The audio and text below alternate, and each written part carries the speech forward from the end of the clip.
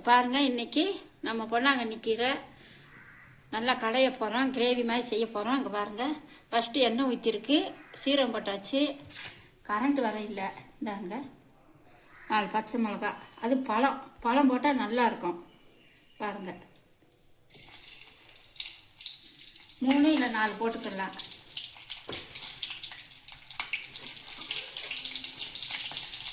போட்டுட்டு நல்லா வறுத்துக்கணும்.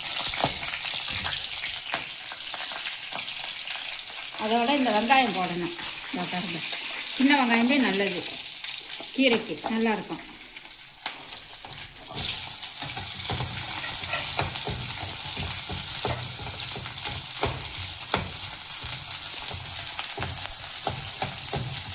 இதை நல்லா வதக்கிக்கிட்டு அதுக்கப்புறம் நம்ம தக்காளி போடுவோம். ஏற்கனவே சீரகம் போட்டுருக்கு. அது வந்து தேங்காய் எண்ணெய் தான் ஊற்றணும், நல்லாயிருக்கும். தேங்காய் எண்ணெய் ஊற்றி தான் செய்யணும்.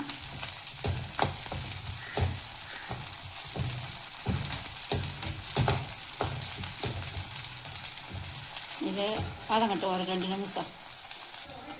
இப்போ பாருங்கள், வெங்காயம் நல்லா வதங்கிடுச்சு. இந்த பாருங்கள், நல்லா வதங்கிடுச்சு. இப்போ தக்காளி போடுவோம்.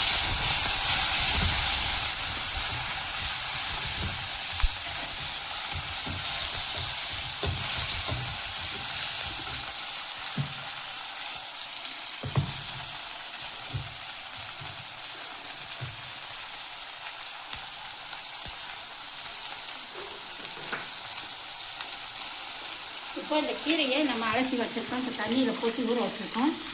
இதில் வந்து மஞ்சத்தூள், எந்த கீரைக்காக இருந்தாலும் மஞ்சத்தூள் போட்டுறணும். இந்த பாருங்க,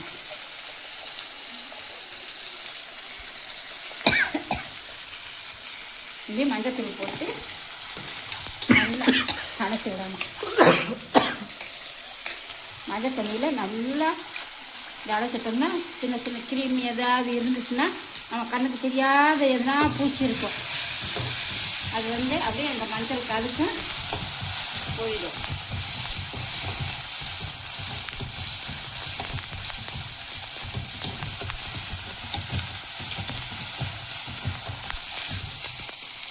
இப்போ தக்காளி நல்லா வதங்கிடுச்சு.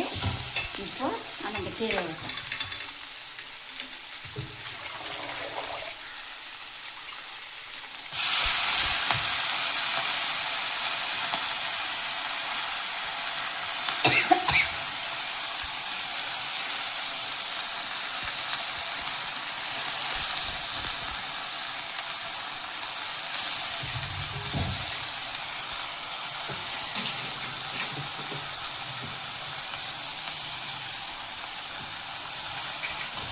இப்போ இந்த கீரையை நல்லா வதக்கணும்.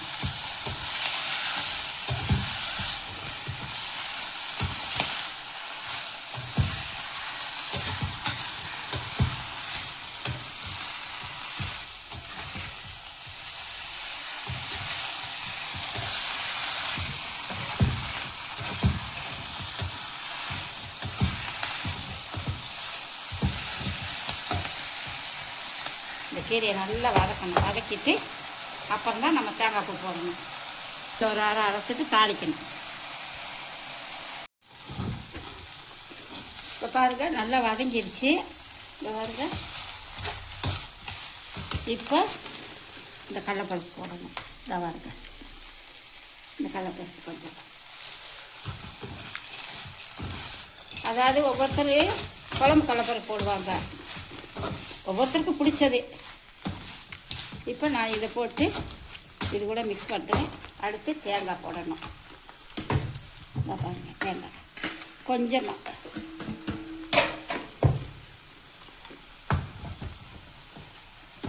இதையும் போட்டு நல்லா வதக்கிட்டு ஆற வச்சு மிக்சியில் போட்டுக்கலாம், நல்லாயிருக்கும். இது முடிஞ்சிருச்சு, கொஞ்சம் ஆறட்டும். ஆறின பிறகு மிக்சியில் போடலாம். இப்போ பாருங்கள், நம்ம இந்த மிக்சியில் போட்டிருக்கோம். இப்போ அரைக்க போகிறோம். அரைச்சி இது சட்னி மாதிரி நம்ம செஞ்சு சாப்பாட்டுக்கு வச்சுக்கலாம். அது தோசை இட்லிக்கு செய்யலாம். ஆனால் இந்த கீரை வந்து உடம்புக்கு ரொம்ப நல்லது. இது எத்தனை வகை சேர்ந்துருக்குன்னு உங்களுக்கே தெரியும். அதாவது சீரகம், சின்ன வெங்காயம், தக்காளி, வேர்க்கடலை, தேங்காய், உப்பு. இப்போ அரைக்கலாம்.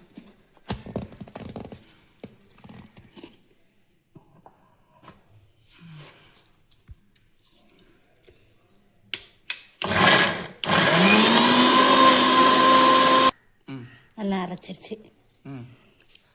இதை அப்படியே தாளிக்க வேண்டியதுதான்.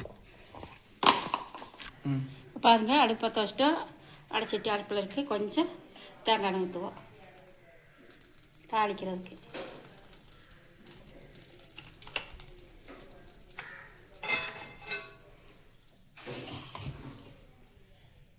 காட்டு இங்கே பாருங்கள் எப்படி இருக்குன்னு.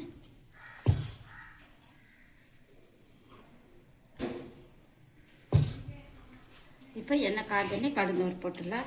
போட்டுட்டு ஒரு சின்ன தாளிப்பு, அவ்வளோதான். நல்லாயிருக்கும், டேஸ்ட்டாக இருக்கும். சாப்பாட்டில் வச்சு சாப்பிட்டா நல்லாயிருக்கும்.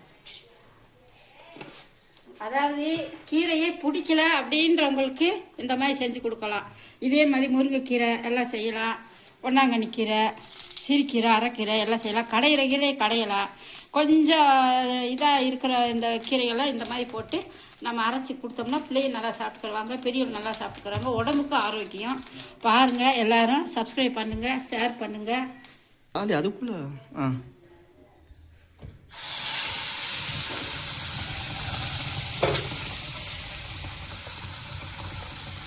நல்லா வதக்கி அரைச்சிட்டோம். நல்லா இருக்கு.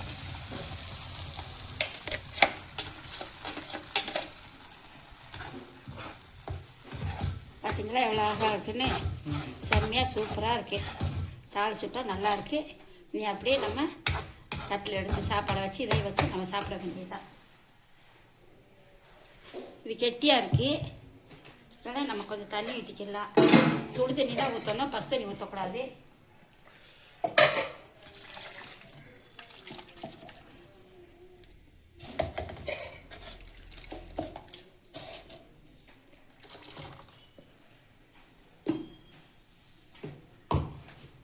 பாருங்கள் எவ்வளோ அழகாக இருக்குன்னு பாருங்கள். செம்மையாக இருக்குது இது. அதாவது ஒவ்வொருத்தருக்கு பொரியல் பிடிக்கும், ஒருத்தருக்கு பொரியல் பிடிக்காது. பொரியல் பண்ணுற கீரையெல்லாம் இந்த மாதிரி நம்ம செஞ்சிட்டோம்னா செம்மையாக இருக்கும், நல்லா இருக்கும். வேர்க்கடலை, சின்ன வெங்காயம், சீரகம், மிளகா, தேங்காய் இத்தனை இதில் கலந்துருக்கு.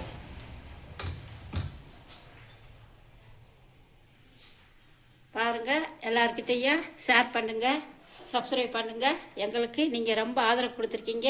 கோடான கோடி நன்றி.